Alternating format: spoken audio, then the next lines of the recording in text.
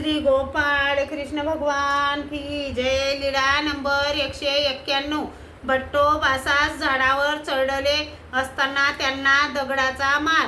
सर्वज्ञांना सकाळचा पूजा वसर झाल्यानंतर सर्वज्ञ फिरायला गेले. गाव दरवाजाच्या उत्तरेकडे गंगेच्या काठावर पिंपळाचे झाड होते. त्या पिंपळाखाली सर्वज्ञ बसलेले होते, काही निरूपण करीत होते. तेव्हा भट्टो बासांना अकृत्रिम आनंद यायला लागला. त्या भरात ते त्याच पिंपळाच्या झाडावर चढले. सर्वज्ञांनी विचारले, ओ या पिंपळावर का चढला?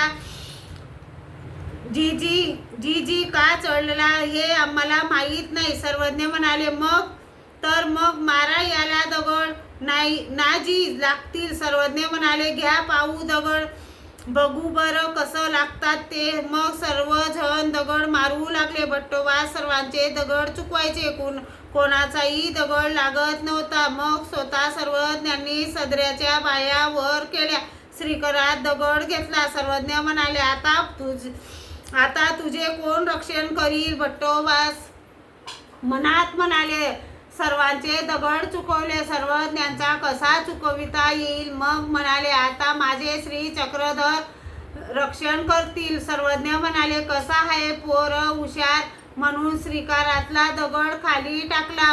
मग भट्टोबास झाडावरून खाली उतरले, श्रीचरणा लागले. मग सर्वज्ञ मठाकडे गेले. श्री गोपाळ कृष्ण भगवान की जय.